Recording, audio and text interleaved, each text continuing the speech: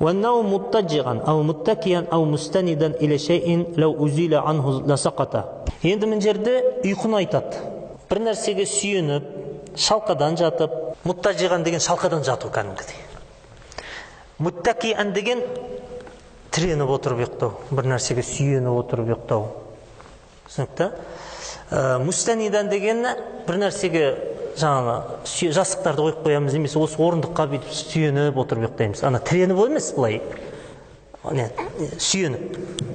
Үстіп отырған кезінде, мына сүйеніп отырған нәрселерді алып қалған кезінде адам құлап кететін болса, оның дәреті бұзылады дейді. Құламайтын болса, дәреті бұзылмайды деген сөз. Неге деп айтып жатыр? Ұйқыны бөліп жатыр. Қатты ұйқы, жеңіл ұйқы. Өйткені ғалымдар айтады, ұйқы ол негізінен өзі дәретті бұзбайды. Ұйқыда дәрет бұзатын деген нәрсе жоқ. Бірақ ұйқы келген кезінде пайғамбарымыздың хадисі бар, екі көз жұмылған кезінде дорбаның жебі босайды деген хадис бар. Дене босайды. Дене босағасын не кіріп, не шығып атқан адам білмей қалады. Мазаннатул хадас дейді. Мазаннатул хадас дегені дәретсіздік күмәнді туғызатын орын дейді, ұйқы деген. Ұйықтап тұрғаннан кейін сен гарантия бере алмайсың. Ауа шыққан жоқ, басқа нәрсе шыққан жоқ деп гарантия бере алмайсың. Бір тамшы шығып кетті, шыққан жоқ деп. Ұйықтағанда адам полный контрольдан айырыла ма? Значит, ол ұйқы дәрет бұзылды деп есептелінеді. Ал егер мынаны тартып қалған кезінде сол күйінде отырса, ол значит ол буыны босамаған, қатты ұйықтамаған, демек дорбасын жебіп босамаған деген сөз шығады дейді. Неге? Өйткені хадис келеді, намаздың ішінде тұрып ұйықтасан, рүкуқта тұрып ұйықтасан, сәждеде жатып ұйықтасан, дәрет бұзылмайды деген. Неге? Өйткені ол есін жиып алып, қайта сәждеде жатыр екен, намазын жалғастыра береді. Неге? Өйткені ол буыны босаған жоқ та, сол күйінде. Буыны босаған жоқ. Ми ұйықтап кетуі мүмкін. Өзбекстанда қарлықта Құран жаттаған жігіттер айтады, жаңағы таң намазына шығып ұйықтап кететіндер бар дейді. Болған дейді сондай. Бір рекатқа бір бет айту керекпіз. Тоқтамастан кетіп жатыр дейді. Жас бала. Суылдатып. Ұстастырып, жаңағы дауыс бергенде тоқтап қалып, Аллаху акбар деп, ана ми ұйықтап кетеді дейді да, жаттаған тіл кетіп жатыр тоқтамай.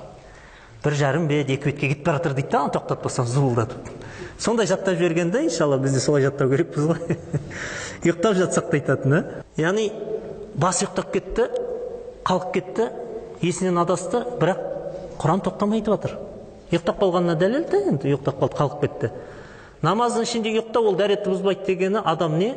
Өз-өзін жоғалтпайды деп жатыр да буынымыз. Бірақ сәждеде жатып ұйықтап кетіп, оянсақ, шалқы ол болмайды да, ол кезінде. Шалқадан жатып, немесе әдемілеп тұрып ұйықтап отқан болсақ, ол кезінде болмайды, ол дәрет бұзылады деп есептелінеді. Ұйықтап кеттік, сол күйінде ес жисақ, сол күйінде жатырмыз. Босамағанбыз, төселмегенбіз, жерге төселіп, жайылып, ағып кеткен болсақ болмайды да. Сол күйінде жатқан болсақ, қалып кеттік, ес жиып тұра қоямыз да, намаз жалғастыра береміз. Іштәрет неге аласыз? Бір жер қатты ұйықтап кетіп, бірдеме шығып кеткен болса аласыз. Ештеме шықпаған болса алмайсыз. Жел шығуға бізде бидғат. Құр жел шыққанға барып жуу бидғат дейді бізде Ханафи мазхабында.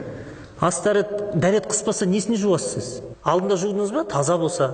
Мына дәретті барып ала саласыз. Асын жуу шарт емес. Бүлініп қалса ғана шарт болады жуу. Әлбетте ол сен ақырын шығарсан да, қатты шығарсан да бір нәрсе шықса, ол жуу міндетті болады. Бір нәрсе шықса, ол жуу керек міндетті. Бірақ оны қатты, жеңіл деп айтуға болмайды. Ол шығумен ғана байлау керек. Bir нәрсе шықса жуылады. Шықпаса ол қатты болса да, ақырын болса да жуылмайды. Негізінде түсінікті? Әл-ғалабатул ғалал ғақыл бил-ағма. Талып кетсе адам, ақылынан адасса, талса. Жынданса, жын кіріп кетті де, намаз оқып тұрғанда имам Құран оқып атқанда біреудің жыны қозып жүгіріп жүретіндер бар, деп бақырып. Есінен танып қалды мысалы. Оның дәреті бұзылды деп есептелінеді. Ақылы кетті ма? Гарантия жоқ, сіз айта алмайсыз, мен мүшелерімнен ештеңе шыққан жоқ деп. Ақылы шығып кетіп қайтып кірді ма? Талып кетіп, болды, дәрет бұзылды деп есептелінеді. Дауыстап күлу, мынау сол хадиске келіп тоқтадық. Келесі сабақта өтеміз енді оны. Намаздың ішінде тұрып дауыстап күлсе, намазымен қоса дәреті де бұзылады дейді. Дәреті де бұзылады.